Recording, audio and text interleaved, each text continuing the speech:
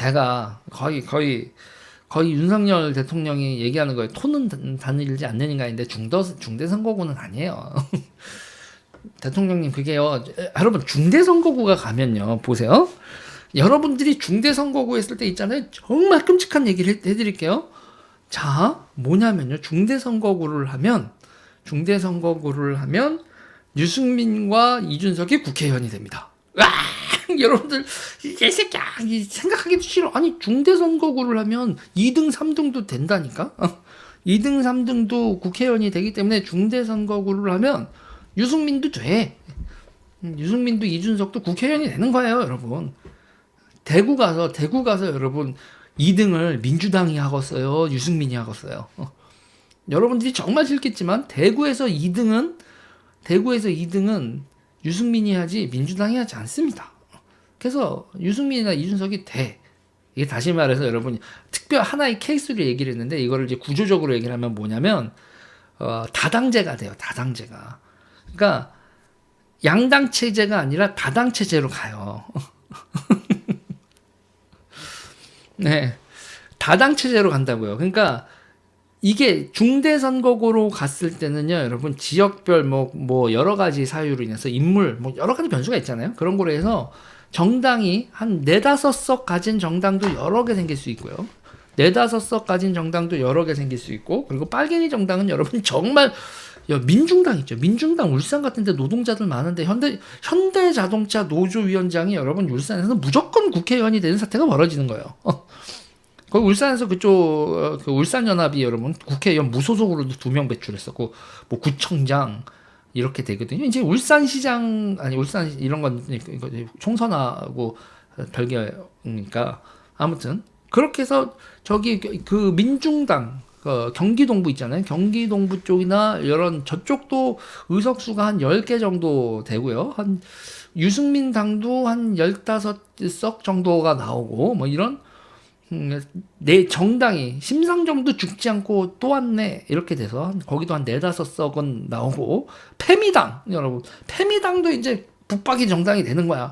3석, 2석, 3석 나오는 이제 북박이 정당 막 이렇게 되고 대가리 아프다 이렇게 되는 사태가 벌어지고 대한민국이 다당제로 갑니다. 근데 다당제로 가고요. 중대선거구로는요 절대로 과반 정당이 나올 수가 없어요. 지금 우리나라 구조에서는 여러분 있잖아요. 지역 감정으로 일단은 전라도와 경상도가 싹 갈라져 있는 상황에서는요. 절대로 과반 정당이 나오질 못해요. 그건 과반 정당이 나오지 못하면 있잖아요. 그러면 이게 우리가 지금 이중 권력 구조, 그러니까 지금 대통령과 의회가 따로 노는 이중 권력 구조가 지금 우리도 되게 짜증 나잖아요. 근데 이 이중 권력 구조가 고착화돼요. 그래도 우리는 요번에 총선 승리하면 대통령 임기 중에 이 대통령 권력과 의회 권력이 매칭이 되는 순간이 종종 있잖아요. 꽤 많이. 저번에 민주당 정권 기간에도 쟤네들이 과반 의석과 이렇게 매칭이 됐었고 이렇게 되는데 이제 그런 게 이제 거의 불가능한 일이 벌어지면 그럼 어떻게 돼야 되냐면 대통령제인데 연합정부를 만들어야 돼요. 연합정부요. 그래서 꼴 보기 싫어 죽겠는데 야 유승민 왜요? 장관 하나 시켜줄 테니까 너 이쪽으로 붙어라. 그래서 과반 만들자. 뭐 그럴까? 이래야 되는 사태가 벌어지는 거예요. 졸라 피곤한 사태가 벌어지는 거지. 그리고 여러분 여기서 또 하나 생각하는 게 있어요. 아니 중대선거구로 가면 공천권을 중진들이나 공천권이 민주화가 된다고요? 왜요? 왜지요? 왜 민주화가 되죠? 공천 받으러 왔는데 소선거구제면 줄을 서고 중대선거구면 줄을 안 선다고요? 그런 일 벌어지지 않습니다. 중대선거구가 되면 여러분 후보들에 대해서 여러분들이 더 모르게 돼요. 우리가 지방선거에서 후보 모르게 되지 더 모르게 된다고요. 그래서 있잖아요. 이게 그러니까는 다양성을 강조해요. 세상에 다양한 목소리가 반영돼서 협의하고 타협하고 이런 식의 정치가를 꿈꾼다 내지는 그렇게 될 수 있는 토양이 무르익었다. 그러면 모르는데요. 아니 그리고 또 하나 있잖아요. 그리고 뭐 지역 감정 탑하다 어쩌고 저쩌고 뭐 노무현이 뭐 몸을 바쳤네 어쩌고 저쩌고 했지만 우리 있잖아요. 전라도하고 경상도가요. 지역 구도가 타파가 된다라는 걸 여러분 그걸 노력을 왜 해? 이미 굳은 거지. 그건 안 바뀌어. 이건 굳은 거야. 대한민국에 있잖아요.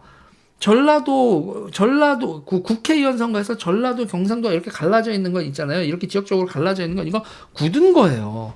거기다 더 여러분들 열받는 거 얘기해 드릴까요?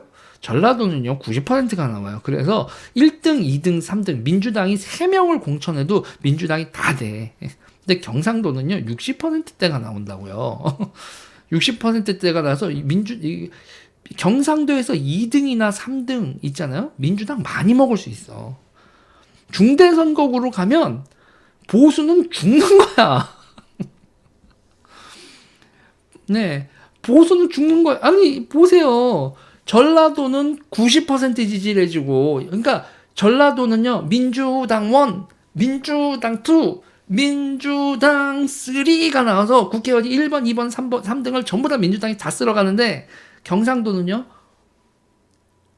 여러분, 김부겸 같은 사람이 2등 하잖아.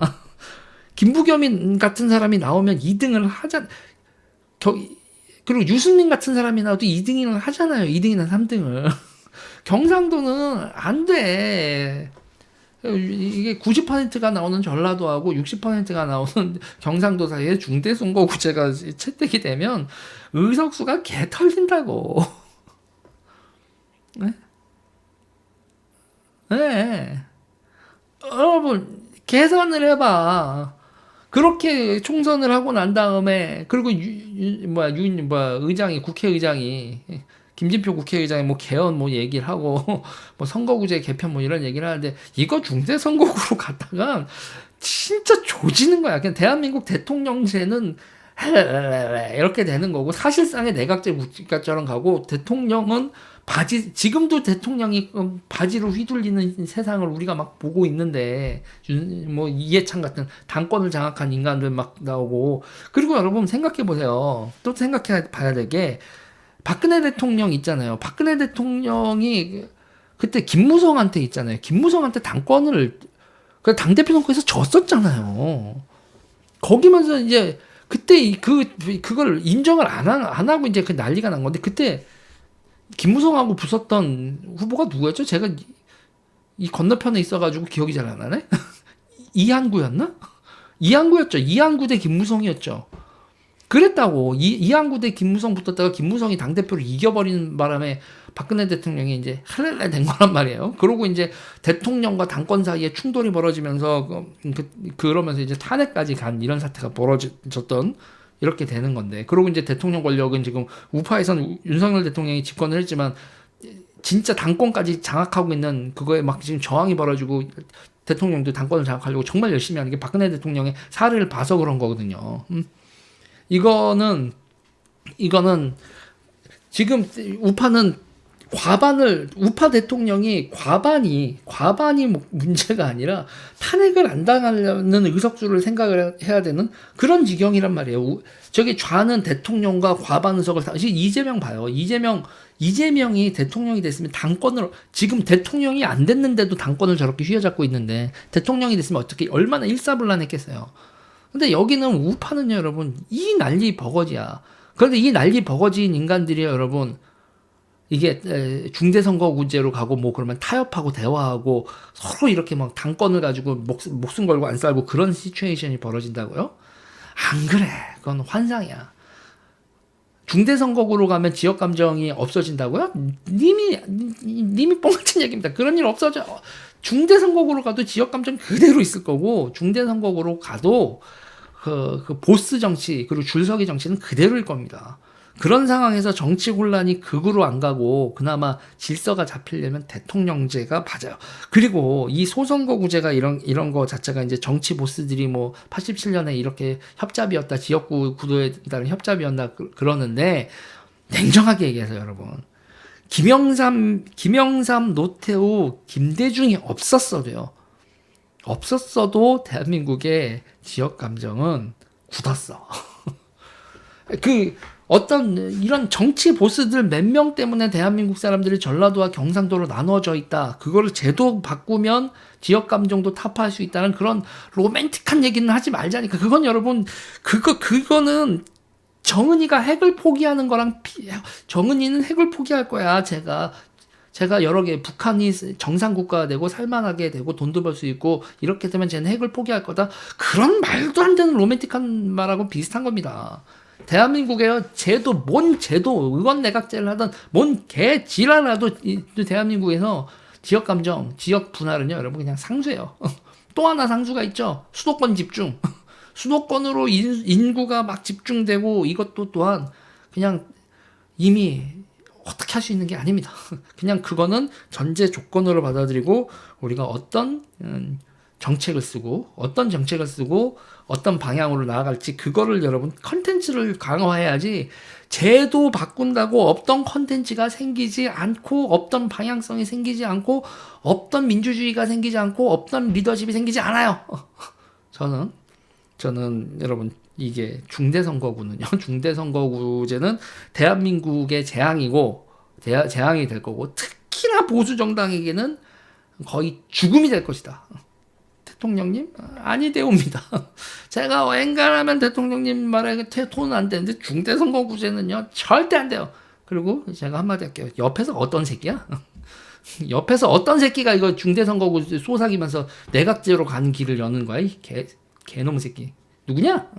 대통령 옆에서 중대선거구제 쏘삭거린 간신배. 간신 새끼예요. 이거 분명히 이거 대통령한테 조언한 새끼는. 이래서 나는 이 정권 들어서도 나는 힘들어. 이 얘기는 여기까지 하겠습니다.